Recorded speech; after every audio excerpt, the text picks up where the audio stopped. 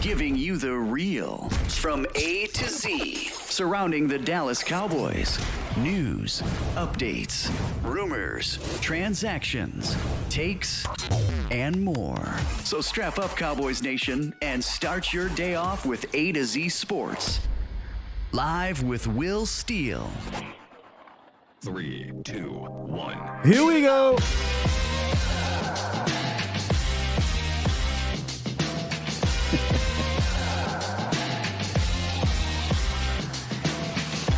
Good morning, good people. Welcome to A to Z Sports Live. It's Tape Tuesday, baby. We stream live on YouTube, and of course, I am your host, Will Skywalker. Still, boom.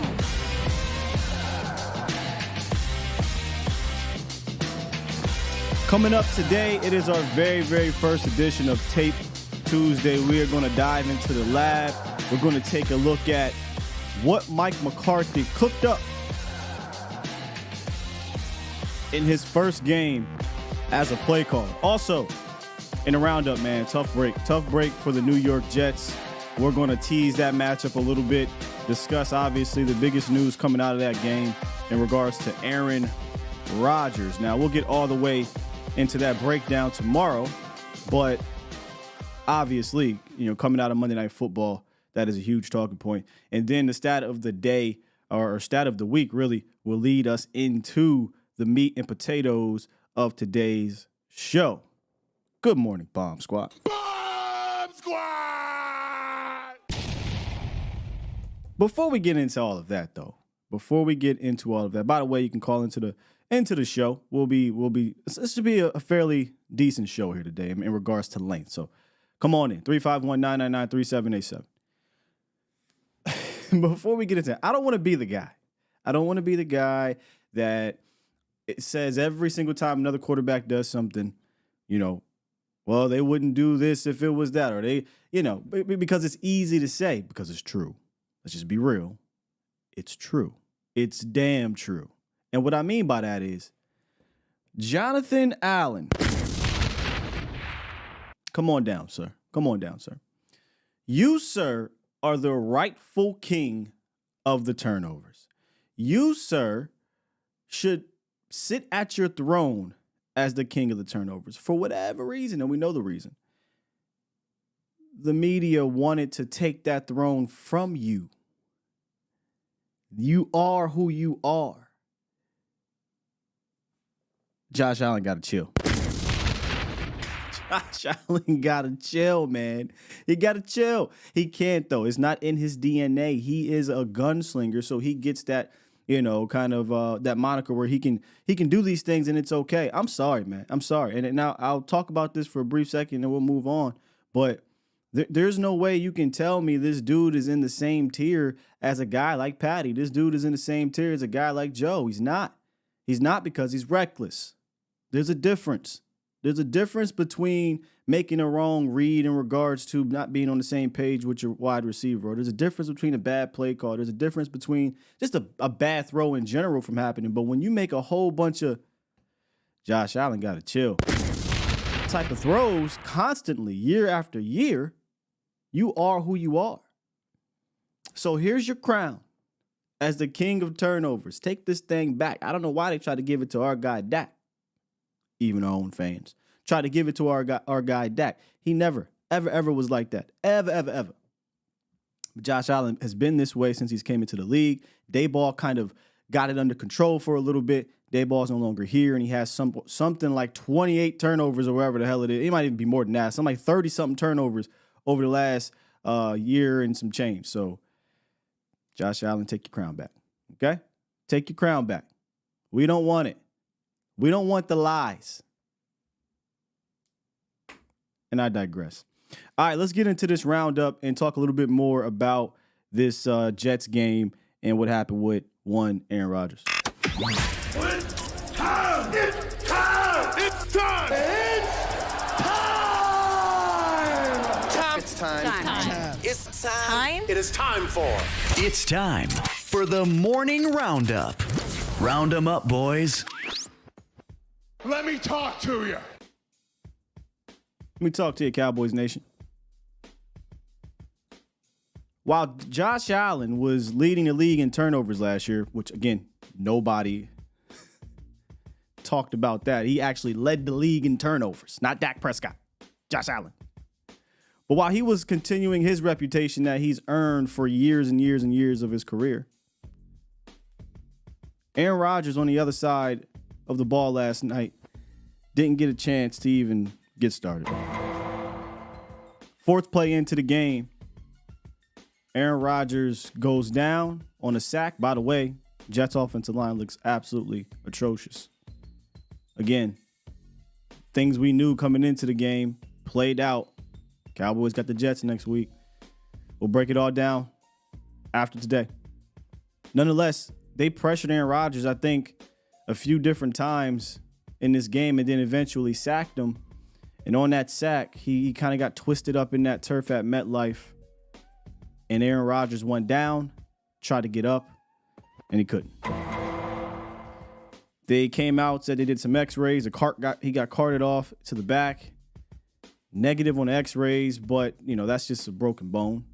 So there was no broken bone. However, they do fear that he tore his Achilles. And I fear that could be a career-ending injury. You're talking about a guy who's about 40 years old. Old people get hurt. That's what happens. Recovery time, maybe he's ready by next year. So maybe he gives it one more go. But is this Jets offensive line going to be ready to block for him by next year to the point where he doesn't get put in harm's way? Don't know. But the Dallas Cowboys will not be seeing Aaron Rodgers on Sunday. That's for sure. We do know that. They will get Zach Wilson. And again, we'll talk about all that. However, the Jets team rallied. And they rallied behind their defense. And they rallied behind the turnover king himself, Josh Allen, who got to chill, handing them the game, essentially. Now, first of all, the Jets defense is like that. They're a really damn good defense. They always give Josh Allen trouble. But I mean, you can give a quarterback trouble, but you 4 turnovers. I don't care how good your defense is. At some point, one of two things have to happen. Your quarterback needs to chill the hell out, or your coordinator needs to realize they got Zach Wilson over there. I don't need to go crazy here. They did none of those things. Your coordinator didn't help out your Q, and your Q did not help out himself. And he essentially gave this Jets team the damn victory. And he said it. He owned up to it after the game. Hey, that's on me. That's on me, baby. But shouts out to the return guy, Gibson, who was on the verge of being cut, but played his way through on Hard Knocks. It was a big deal, right? He made the team. And in his first game, gets a game-winning return for the touchdown. A very exciting Monday Night Football game to end an exciting first week of football. Sloppy week. If you go look at the numbers around the league, it was very, very sloppy for the most part. You might have had a handful of quality performances all the way around, but it was a sloppy week. The weather wasn't great for many teams on the East Coast, including in this game. But I thought it was fitting that it would end the way it ended in overtime with a punt return touchdown. New York Jets after losing their quarterback. A very emotional win for the Jets. I don't know. They may be exhausted from it going into next week, but we'll break all that down moving forward. My stat of the week, and I have it as McCarthy stat of the week. I might do this from time to time, just to look. We haven't had this kind of play caller, this kind of offense in Dallas. It feels like for 20-some years, if not ever, right? Because we're not really a West Coast team in general, so we've been running a whole bunch of Eric Coryell, Ernie Zampese style of offense has been baked in our DNA since the days of Jimmy Johnson. So these concepts and these numbers are going to be interesting to follow moving forward. And one of the numbers that popped out yesterday was the play action number. John Owning dropped this on Twitter, and it matched my eyes here. Against the New York Giants, Dak Prescott used play action on 41.7% of his pass attempts. In 2022, we only use play action 26% of the time. Now, will that number remain that high throughout the year? I don't know. But one thing I do know is that this team, this quarterback, this offense has always thrived on play action, especially if you get under center. And that's where the West Coast offense really helps, is when you get under center and you get the run action going. And we'll talk about all of this in a second in our offensive notes. But I love this number. We saw this number last year, actually, against the Giants as well on the road. Week 3, it was the highest play action percentage game the Cowboys had in like 3 years. And here we go again. 41% is the highest I think Dak has had in the same time span. So, and I don't think this is a fluke. It ended up being a fluke last year. We didn't carry that over. I don't think this is a fluke because I think this is baked into the offense. Now, you're going to run up against different teams, Cowboys Nation. You're going to run up against different styles of defenses and game plans. And maybe it's not always going to be as high week to week. But I do think this is going to be a part of their DNA, per se. Before we get into the film and get into the offensive notes, Schottenheimer spoke yesterday. We're going to hear from Shotty today for a little bit, and we're going to hear from Dan Quinn later on. I want to kind of go back into the vault about something that Dan Quinn said that kind of gave me that aha moment. But I'm going to talk about the offense first and Schottenheimer. Schottenheimer spoke, and when he speaks, man, he's kind of getting into that Dan Quinn territory where I just want to listen. I want to see what I can take away from their thinking going into that game. And there was a lot. I could have pulled so many different things, but it was the very end where he talked about being multiple or wanting to be multiple and using these guys as chess pieces. And you saw all of that in week 1 and how they deployed all of these guys, how they deployed the explosives and non-explosives. They just were very multiple in what they did from a personnel standpoint. But here's Brian Schottenheimer on exactly that. Again, we want to be multiple. We want to make it hard for the defense. We want to roll personnel groupings. We want to use all of our pieces. They're just chess pieces, all they are. And so we want to be able to do that. And so, we'll slide over the ones that fit this week, and there'll probably be a number of those that do. The ones that don't, You don't remove them. You just put them on hold for another week to where they do fit, because obviously this defense is very different philosophically than the Giants, and that's just part of the adjusting that you have to do as a staff. The defense he was referring to was the Jets. I think somebody had asked him about, carrying this over to the Jets and whatnot. And he said, hey, man, look, this defense might not present the same challenges, or they'll present different challenges, so we'll adapt to that. He did use the word adapt, and y'all know how I feel about that word adapt. I just never thought we really did that. I never thought we went into each game saying we can do this best against this team and adapt, right? Or we do this so well, we're going to make them adapt to us.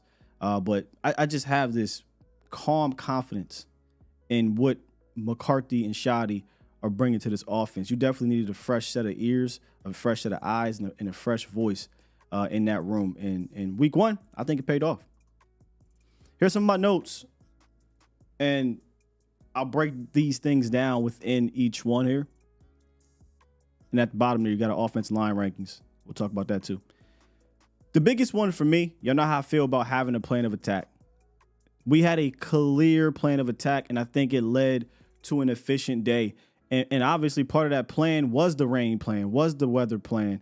And Schottenheimer talked about that as well. He mentioned how he learned from back in his days. He didn't prepare for, I think it was like a monsoon is what he called it, going up to New England, which is crazy because we did the same thing in New England, but he was talking about a different time. And he said, if you don't have a plan for that weather, you can essentially be embarrassed. He didn't want to use the word embarrassed, but you can get embarrassed because you aren't prepped for it. But they were. And you heard McCarthy talk about it. You heard Shoddy talk about it. You heard Dak talk about it. They did a lot of wet ball drills. He said there was a point in time in that game, man, where it just felt like he had a bucket of water in his hands. The ball was so soaking wet. But because of their preparation going into that game, they were able to deal with it. And again, it led to an efficient day, whether you want to believe it or not. Whether you want to believe it or not, they had they were 6th in EPA per play. They were 4th in scoring percentage and 4th in points per drive in that game. And points per drive, we're not talking about the defense or special teams, just strictly the offense. They moved the ball at an efficient rate. They did. And that was with them kind of holding a bunch back because they didn't really need to go deep into their bag. They kind of ran their basic offense, which we'll get to in a second. You saw them get the ball out quick, right? Dak 2.11 in time to throw. By far the fastest I've ever seen from Dak Prescott. Career-wise, he's around that 2.77 time frame, which is about average for quarterbacks, unless you're Tom Brady. Tom Brady's ridiculous. Tom Brady, for instance, Tom Brady in week 1 last year, I think got the ball out at like 2.2 or 2.12. Dak got it out faster. I thought they were purposeful in running the ball, which led to purposeful run action. Hence, the play action was at a high frequent rate, and it was successful. So there was a clear plan of attack, and I think we'll see that each week. There will be dribbling with a purpose, and you'll see that once we get into the film room. The tight ends were excellent blocking. They weren't excellent catching, and we'll also look at that. But they were excellent. And I'm not using that word lightly. Shoddy also talked about the tight ends blocking and using these guys and obviously the packages. And I think you can just see that these dudes are taking this on a little bit differently than they did last year. And that's not saying that a guy like Fergie was bad last year doing it. They weren't, or he wasn't. And that's not to say that Hendershot didn't improve. He did. But there is a clear and concise plan of what they're doing. And you heard shots out to Gelkin. Gelkin had a fantastic article on this about Ferguson and Hendershot and their build, their bodies, and going into year 2 and how they changed up their diet to be prepared to take on blocking more. And I think week 1, it paid off. Week 1, it paid off. These tight ends were excellent in their combination blocks. They were excellent in space. They did. It felt like every time the Cowboys ran and those guys were on the field, if they ran around those guys, there was a good play to be made. And if that is an omen to the season, the Cowboys will have an efficient run game. The run game wasn't amazing on Sunday, but it was efficient. And we talk about that all the time. Be efficient. That's all you got to do. Be efficient.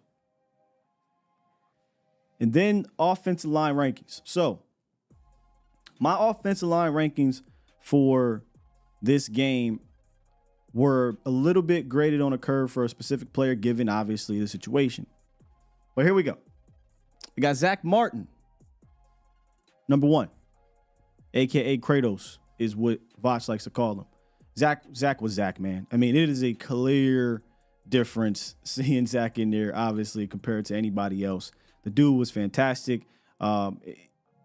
Gave up 0 pressures, 0 sacks, 0 hits. Just Zach Martin as a pass blocker at the guard position is Zach Martin. Zach Martin get to the second level is elite. Zach Martin walling off guys. Ain't no slippage, at least in week 1.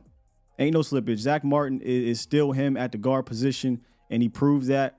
I don't know if you're into grades, but if you are, he was graded out as the best offensive lineman in football after week 1. You didn't need to look at grades. Just go watch the tape. Zach was Zach. Number 1. Number 2, Terrence Steele. Welcome back, Cuzzo. Welcome back. Cuzzo he tore his ACL and a whole bunch of L's, a whole bunch of ligaments. It wasn't just his ACL. First game back, he gives up 0 pressures, 0 hits, 0 sacks. He was an absolute wall over there on the right side. Him and Zach Martin, that duo combination block is only going to continue to get right back to that form that it had over the last 2 seasons. Reminder here, this is the first game these two have played together since Houston, I think it was. Houston? Yes, Houston of last year. No preseason snaps, no snaps after that. And they look like we back. So Zach Martin, Terrence Steele, your top 2 offensive linemen coming out of that game. Number 3, the old man himself, Tyron Smith. We talked about this on Voch's show yesterday. Tyron Smith, from a pass blocking standpoint, it's a little bit of slippage, but not much. Not much is running, and we'll get to that in a second. Not much. Tyron Smith, if he gets his hands on you, if he sets right, it's a wrap, man. Kayvon Thibodeau could not do much to Tyron Smith. There's only one play really where I think he got Thibodeau to kind of run the hump, and I think it was actually on the first third down play. But after that, I mean, it was lights out for you. It was lights out for you, and it was over. Tyron Smith shut down that left side in regards to pass blocking, and from a run blocking standpoint, Tyron's not the same. It is what it is. He's older. His body's not the same from a run blocking standpoint. He's not going to be an elite run blocker, but he was good enough. I would just get Tyron in space, let him find guys because he's a big body. He's a cyborg, right? Just let him find bodies and lean on these corners and lean on these light tight ends and these safeties.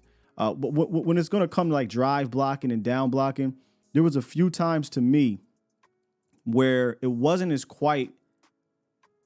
It didn't quite look like Jason Peters, but he's not an elite reach guy anymore. He's not a guy that's going to, I think, get down a line like he used to. And of course, I mean, he is what he is. He's 31 or so, but his body's like 38. So as long as they use him right in the run blocking standpoint, he'll be good enough. But week 1 to me showed that he still has it from a pass blocking standpoint. He'll probably have some struggles with certain speed guys that understand how to rush. Kayvon Thibodeau is still very young, but Kayvon Thibodeau couldn't out physical Tyron Smith on Sunday. So I got Tyron Smith as a strong 3. Number 4, which matches up with my kind of first watch when you put on the film, was Chuma. I thought Chuma Edoga played better than Tyler Biadasz, and we can just talk about them in tandem here. Chuma Edoga, second watch, right? Like film watch, it wasn't as crazy as I thought it might have been on the first actual broadcast watch. But here's why I think you have to grade him on the scale. Chuma Edoga is a backup. He's a backup guard. He's actually a backup lineman that didn't play a whole lot of guard. So I'm not going to grade him like I would grade Tyler Smith. Gave up a few pressures. He struggled with some power with Dexter Lawrence, but that's Dexter Lawrence. You're going to see in the film here, he got the best of both of those dudes. But Chuma moved well. I think he got to the second level well. Maybe he could settle down a bit up there, but he got in the way enough. On pulls, he made some really good pulls, and he attached to his blocker. I just kept thinking as I'm watching this whole thing, imagine when Tyler Smith comes back. But what Chuma was able to do, in my opinion, was give you confidence that if something were to happen to Tyler again, or maybe on the other side, God forbid, hope not, if something were to happen there, you can put him in there and he can execute. That was one thing that I noticed about him, is that he executed. Now, was he always going to out physical you, or, out talent you, or be better than the guy? No, because he's a backup offensive guard. So you got to grade him on a scale a bit. So for a guy who didn't play a ton of guard in preseason or training camp, didn't play much at all really when he got hurt, who didn't really look good at left tackle, but had to go in there at left guard, I think he held it together very well. He held it together very well. But definitely when Tyler Smith gets back in there, oh boy, you're going to see bodies get moved. You're going to see bodies get moved, and hopefully it's next week, because this defensive line, I think, is a little bit different than what you have saw on Sunday with Quentin Williams and the guys that they have rushing the passer, and Salah is different, right? Different than Wink, but nonetheless, and then obviously Tyler Biadasz. Look, man, we knew Biadasz was going to have the toughest matchup of everybody. Dexter Lawrence, he got him a good bit. Leonard Williams had a few successful reps, but mostly Dexter Lawrence with his power, and Biadasz gave up, quarterback hit and a couple pressures. Him and Chuma actually gave up similar numbers there, a couple pressures and a quarterback hit during the day, and it was Dexter Lawrence doing the damage. So I got Zach Martin, Terrence Steele, Tyron Smith. I think we're a strong three. Chuma Edoga, when you grade him on the scale, I thought it was a solid night, man. I'm not expecting Chuma to go out there and beat Tyler. I thought it was a solid enough night. And then Tyler Biadasz fought. He died a few times, but he fought, and it didn't derail the offense. So I'm not going to crush him too much. He needs this, right? Tyler needs to get this one out the way early, because we're going to play 6 games in the division where you're dealing with dudes like that. So overall, though, solid night for the offensive line. I thought they moved well. Run blocking, I thought they handled their responsibilities well. Pass blocking in regards to all the stuff that Wink Martindale is going to throw at you. He throws a lot at you, man. So that's my offensive line rankings. What I'll do before we jump into the film room, because I normally would do that, but let me take a quick little breather. I'll take a call. And then we'll hop right into the film room. Let's hear what D. Sean got to say. What's up, man?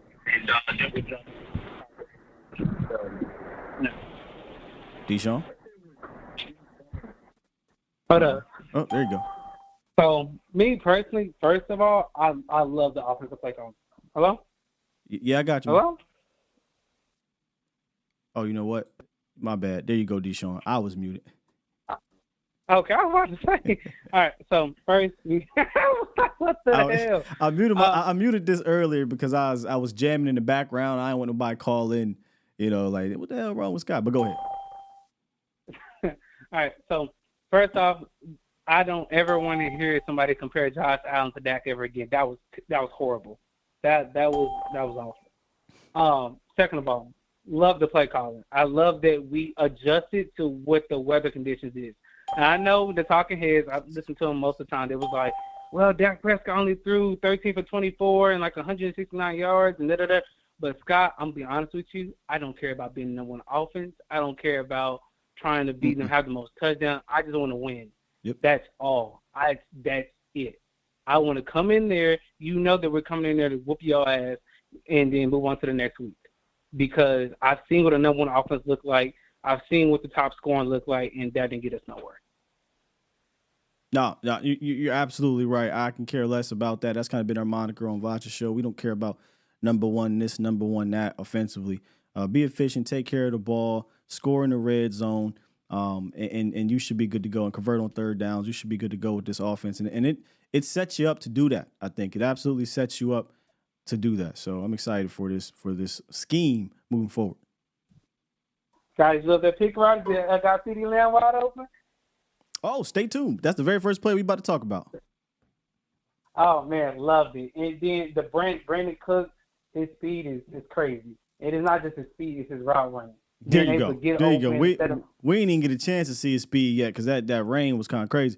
But his route running and his savviness and his veteran savviness, and there's a couple. I didn't even include some of the other plays, but there were some plays in there. Put it this way: Brandon Cooks he had 4 splash plays. Well, Scott, he only had 2 receptions. He caused 2 penalties, a holding and a pass interference, and he had 2 first down receptions. But my biggest issue, the tight ends got to make catches, man. They make me miss Dawson Show right now. I'm hanging up on you. Ain't nobody missing Dalton. But no, you're right. I tell you, I will say this. I've seen Dalton Schultz drop the exact same pass that Peyton Hendershot shot dropped. However, I also seen him catch it. So, yeah, they got to catch the rock, man. Here's what I'm going to do. I'm going to chalk it up to the weather. But I better not see it again next week. All right, and then the last one, I'm so impressed with the offensive line. So impressed. Because they kept that clean. It wasn't the only time that they kind of got destroyed was Dexter Lawrence, but it's Dexter Lawrence. You can't. They gave up something like 5 pressures, but it for the most part, because Dak was getting the ball out so fast, you would never really notice. It was only a few times you noticed, and it was only a few quarterback hits. But on a day where the rain was kind of crazy and you were missing your powerful left guard, the offensive line performed fine. Perfect. All right. Thanks, guy. Hey, what a tease there. What a tease. And let's just jump right into this film room, Cowboys Nation.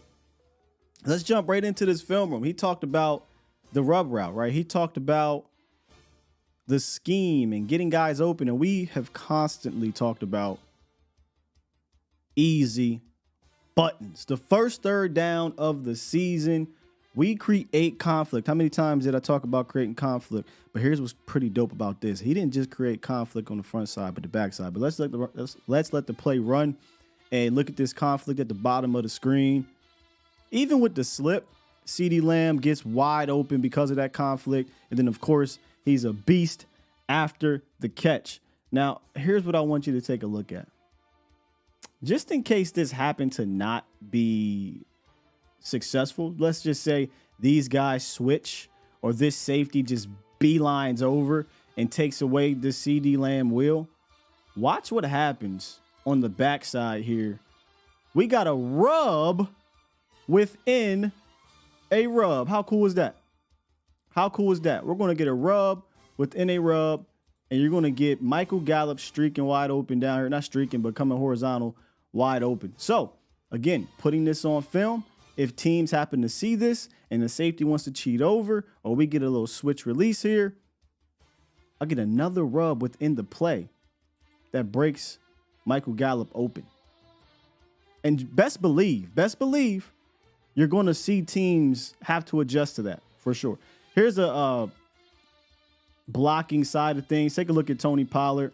Has a nice little block here, steps up, takes on the interior pressure. You never want to get that interior pressure coming in front of Dak's face here. And Dak gets it out. Easy. Nice run after the catch for CeeDee Lamb. Sedandrius Lamb is what they call him. Hey, man, don't get bored taking profit.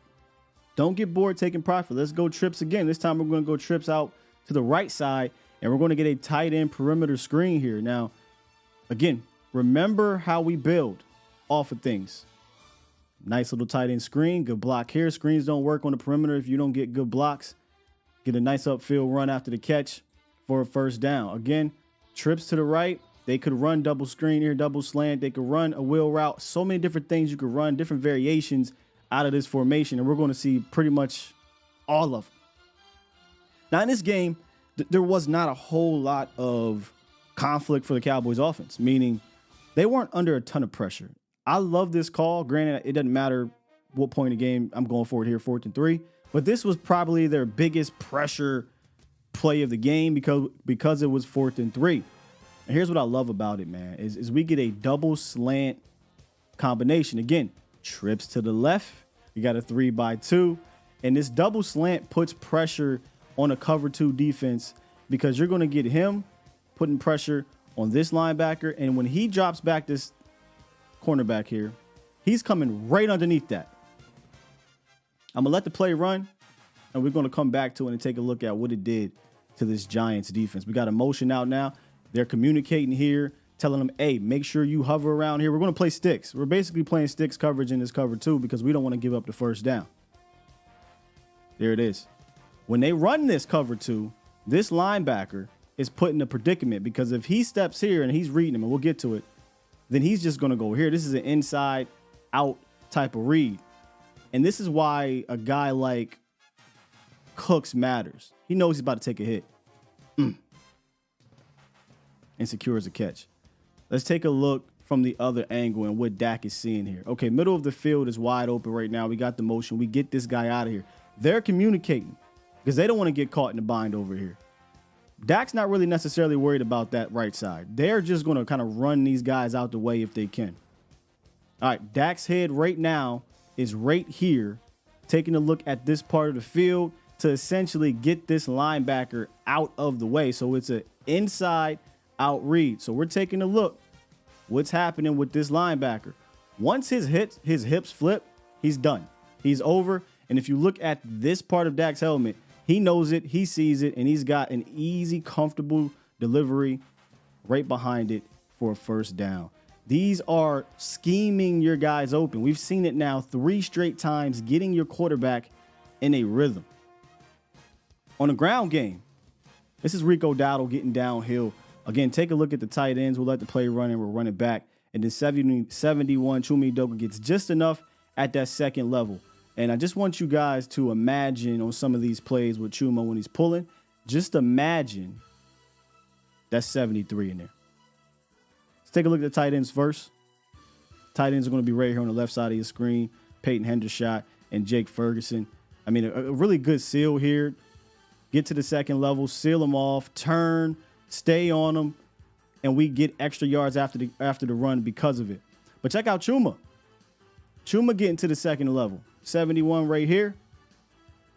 Gets just enough. You would like to see him finish that, but again, just imagine that's Tyler Smith. I guarantee you my man's getting driven out of the picture. 100%. No doubt about it. Okay. We talked about the drops. You just got to have this one. I mean, there's nothing to it here. Jake Ferguson, 3rd and 8. I think this was a 4-point drop in my opinion. You get the look you want. A bit of a flood type of concept. We got one here, one here, one here. And then Jake Ferguson just has to turn, catch the rock. Easy first down, man. He tries to get upfield, and he drops it. That's one of 4 drops the Cowboys had on the day. End of the half, shot take. You got the look, but Dexter Lawrence. This is what I mean by you got the look. So we got a single high formation here with this, our single high look coverage with this safety way back in Arlington, it feels like. I mean, they play so far back against this team. But you get the 3-by-1 or the 2-by-3 look, I'm sorry, giving this guy, which is Michael Gallup, a chance to get downfield. Now, Michael Gallup has to win off the line of scrimmage, and he does. He does win off the line of scrimmage. And this play here, initially, I'm like, can we just get this out here? Now, Michael Gallup is not a burner. He's not going to be Brandon Cooks. If this is Brandon Cooks, you probably just close your eyes and throw it up. So I'm like, is this a back shoulder? Is this an underthrow? What is happening here? I mean, great catch, but he gets out of bounds. Well, here's what happens. And fortunately, nobody steps on nobody's shin or nothing like that. But here's Dexter Lawrence. Here's Chuma. And this is just Dexter Lawrence being Dexter Lawrence. This is how quarterbacks' hands get broken. This is how quarterbacks' legs get stepped on. We can't have that, right? Like, we have to be able to step into the throw. If I look back at this protection, if I'm Mike Solari, look, this is what he's going to do. And I'm talking about Wink Martindale. Wink Martindale was going to sugar this here so we can bring him off of this double team. Because if I got this look, it's going to confuse everyone up front. In reality, you want this because you don't want him to wreck things. But he's sugaring that A-gap,